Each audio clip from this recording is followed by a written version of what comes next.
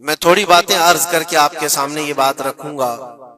اللہ کے نبی صلی اللہ تعالی علیہ وسلم نے اس حرمت والے مہینے کی فضیلت بھی بیان فرمائی، اور اس محرم میں حضرت حفصہ رضی اللہ تعالیٰ عنہ جو حضور کی زوجہ ہیں، وہ فرماتی ہیں رسول پاک صلی اللہ تعالی علیہ وسلم 4 عمل زندگی میں کبھی ترک نہیں کرتے تھے، چھوڑتے نہیں تھے۔ وہ کیا ہیں؟ تو آپ فرماتی ہیں ان میں سے ایک عاشورہ کا روزہ حضور کبھی نہیں چھوڑتے تھے۔ عاشورہ کا روزہ رسول پاک صلی اللہ تعالی علیہ وسلم کبھی ترک نہیں فرماتے، اس کی بڑی فضیلت ہے۔ یہ عاشورہ کیا ہے؟ 10ویں محرم کے دن کو عاشورہ کہا جاتا ہے، بڑا تاریخی دن ہے، اور بلکہ اللہ کے نبی صلی اللہ علیہ وسلم نے یہ بھی فرمایا قیامت بھی اسی دن کو آنے والی ہے۔ 10 محرم الحرام ہوگی اور جمعہ کا دن ہی ہوگا، جس دن سور پھونکا جائے گا اور پوری دنیا فنا کر دی جائے گی اور قیامت کا منظر قائم ہو جائے گا۔ عاشورہ کا دن آتا ہے تو اے مومنو، سب کے سب اللہ کی بارگاہ میں دوڑ آ جاؤ، عبادت کے لیے لگ جاؤ، اور اس دن یہ یاد کرنا چاہیے کہ یہی وہ دن ہوگا جب ہمیں بارگاہ رب العزت میں کھڑا کیا جائے گا۔ اولین سے لے کر آخرین تک جتنے بھی پیدا ہوئے اس روئے زمین پر سب کو اٹھایا جائے گا، حساب و کتاب ہوگا، اور وہ 50,000 سال کے برابر کا ایک دن ہوگا۔ اس دن کو یاد کر کے عاشورہ کا اہتمام کرنا ضروری ہے۔ عاشورہ میں تو ویسی یادگاریں بہت ہیں۔ آدم علیہ السلام کے متعلق ان کی توبہ اسی دن قبول ہوئی۔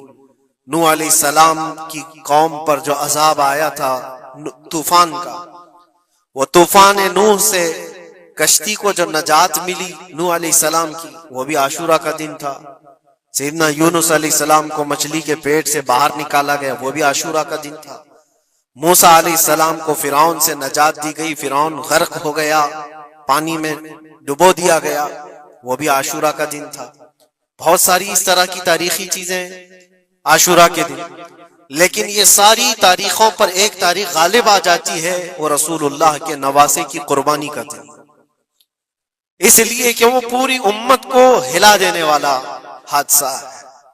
نبی آخر الزمان صلی اللہ تعالی علیہ وسلم نے اپنے اس لخت جگر کو، اپنے اس نور نظر کو، جس کے لیے اپنے سجدے لمبے کر دیا کرتے تھے، جانتے ہیں آپ حضور پاک صلی اللہ علیہ وسلم کے ایک بیٹے تھے حضرت ابراہیم، اور یہ اسی زمانے کے ہیں جب حضرت امام حسین بھی پیدا ہوئے تھے، اور حضور کی گود میں آپ کے اپنے بیٹے بھی تھے۔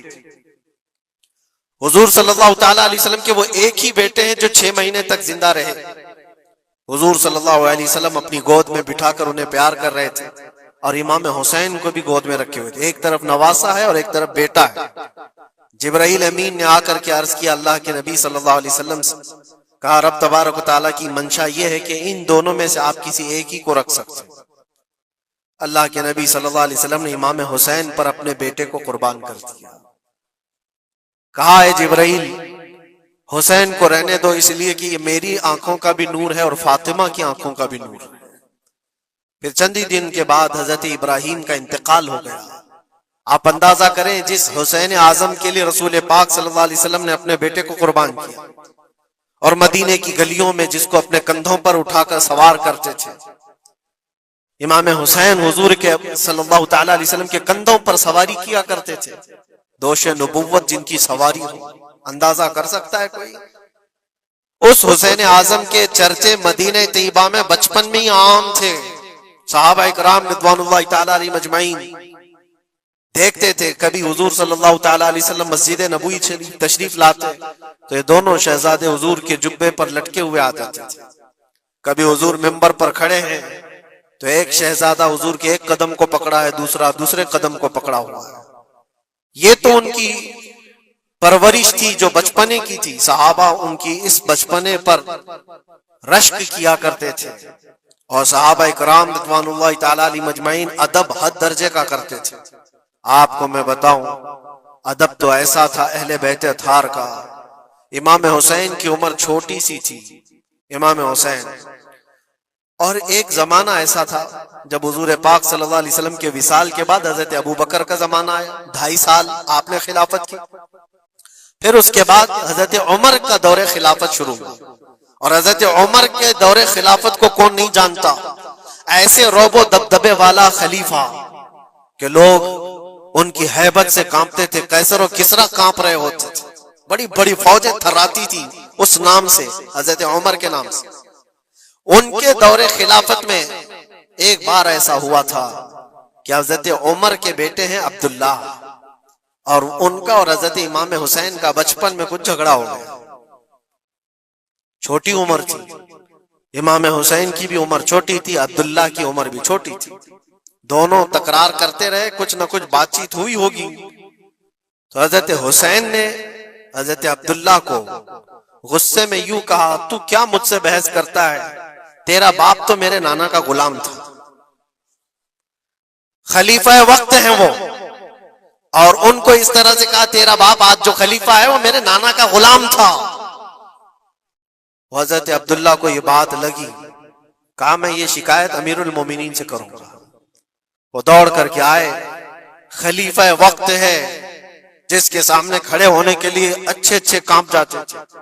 بیٹے نے آ کر کے کہا حضرت عمر فاروق سے کہ ابا آج میری حسین سے تکرار ہوئی اور جھگڑے میں انہوں نے مجھے یوں تانا مارا کہ تیرا باپ میرے نانا کا غلام تھا۔ حضرت عمر اتر آئے کرسی سے اور کہا کیا حسین نے ایسا کہا؟ کہا بالکل ایسا ہی کہا۔ تو حضرت عبداللہ کہتے ہیں ابا کا جلال دیکھ کر کے میں سمجھ گیا کہ حسین کو سزا ملے گی۔ کہا جاؤ حسین کو بلا لاؤ، حسین کو بلا لاؤ، انہوں نے یہ کہا ہے میں سننا چاہتا ہوں۔ حضرت عبداللہ دوڑے ہوئے گئے، چند اور لوگ بھی ساتھ میں آ گئے کہ حسین کی پیشی ہو گئی ہے خلیفہ وقت کے دربار میں، امیر المومنین عمر ابن خطاب نے طلب کیا ہے۔ حضرت حسین آئے اور وہ شہزادے کے اندر جو رعب و دبدبہ ہے، جلال ہے، جمال ہے، وہ بچپنے سے قائم ہے۔ رسول اللہ صلی اللہ علیہ وسلم کا لعاب پاک جس نے پیا، خلیفہ وقت کے سامنے آ کر کھڑے ہوئے۔ حضرت عمر نے پوچھا حسین میرے بیٹے کو کیا آپ نے ایسا کہا ہے کہ تیرا باپ میرے نانا کا غلام تھا؟ حضرت حسین نے کہا ہاں میں نے کہا ہے۔ ڈر کس بات کا، خوف کس بات کا؟ جو کہا ہے وہ کہہ رہا ہوں، ہاں میں نے کہا۔ حضرت عمر نے کہا کیسے کہے بتاؤ، کس طرح سے تم نے کہا تھا، بول کے بتاؤ۔ حضرت حسین نے کہا میں نے عبداللہ سے یہ کہا تیرا باپ میرے نانا کا غلام تھا۔ حضرت عمر نے کہا اور ایک بار بولو۔ حضرت حسین نے پھر کہا عبداللہ تیرا باپ میرے نانا کا غلام تھا۔ حضرت عمر نے کہا اور ایک بار بولو۔ 3 بار بولنے کے بعد ان کے دونوں بازو پکڑ کر کے گھٹنے زمین پر ٹیک دیا۔ حضرت امیر المومنین کہتے ہیں میری بخشش کے لیے تمہارے جملے ہی کافی ہو گئے، آپ نے جو مجھے سند دی ہے اے حسین بس یہ جملہ کل قیامت کے دن بھی کہہ دینا، جب میرا حساب ہو رہا ہو تو اتنا کہہ دینا عبداللہ کا باپ عمر میرے نانا کا غلام تھا۔ اس لیے کہ رسول کریم صلی اللہ علیہ وسلم نے فرمایا ہے الحسن والحسین سیدہ شباب اہل الجنہ، حسن اور حسین جنتی جوانوں کے سردار ہیں۔ یہ جسے اجازت دے دیں وہ جنت میں چلا جائے گا، جسے یہ کہہ دیں وہ کہ یہ میرے نانا کا غلام ہے۔ مجھے بتاؤ میرے عزیزو، اس حسین اعظم کی بات میں کر رہا ہوں، وقت کا باروب خلیفہ امیر المومنین عمر ابن خطاب جن کے سامنے گھٹنے ٹیک کر کے بیٹھے اور کہے یہ جملہ دوبارہ کہو، ان کا مقام کیا ہو سکتا؟ حد درجے کا ادب صحابہ اکرام کے اندر تھا۔ اور ایک مرتبہ ایسا بھی ہوا تھا، حضرت عمر ممبر پر کھڑے تھے، حضرت امام حسین اپنے گھر سے دوڑتے ہوئے آئے۔ یہ وہ منظر تھا جب انہوں نے اپنے نانا کو ممبر پر خطبہ دیتے ہوئے سنا ہے۔ زمانہ انہوں نے آنکھیں کھولی ہیں حضور کی گود میں، بچپنا پایا ہے رسول اللہ کے گھر میں، اور دیکھا ہے سب سے پہلے خطبہ دیتے ہوئے تو اپنے نانا کو دیکھا تھا، لیکن جب رسول کریم صلی اللہ علیہ وسلم کی وفات ہو گئی تو پورا اندھیرا سا چھایا ہوا تھا۔ حضرت امام حسین ان کے متعلق ہے کہ ایک بار حضرت عمر ممبر پر کھڑے تھے، وہ دوڑتے ہوئے آئے مسجد میں۔ حضرت حسین کو ایسا لگا کہ رسول اللہ خطبہ دے رہے ہیں، وہ یادیں کہاں سے جاتی جو رسول اللہ کو خطبہ دیتے ہوئے دیکھا تھا۔ دوڑتے ہوئے آئے، دیکھا عمر فاروق خطبہ دے رہے ہیں، تو چیخ کر کے کہا کہ آپ میرے نانا کے ممبر سے اتر جاؤ، یہ میرے باپ کا ممبر ہے، اپنے باپ کے ممبر پر جاؤ، تمہارے باپ کے ممبر پر جاؤ۔ حضرت عمر اتر گئے، یہ نہیں کہ خطبہ قائم رکھا، فوراً اتر آئے اور شہزادے کو پکڑ کر کے رونے لگ گئے. سچ کہا ہے حسین، یہ ممبر تو تمہارے گھر کا ہی ہے، یہ ممبر تمہارے باپ کا ہے، تمہارے نانا کا ہے، اور انہوں نے یہ عزت بخشی ہے ہمیں کہ ہم اس ممبر پر کھڑے ہوتے ہیں. اگر آپ اجازت دیں تو میں خطبہ دوں، ورنہ میں یہیں بیٹھا رہوں. یہ مقام تھا امام حسین کا. بچپنے کی بات کر رہا ہوں. پھر انہوں نے کہا آپ خطبہ دیں.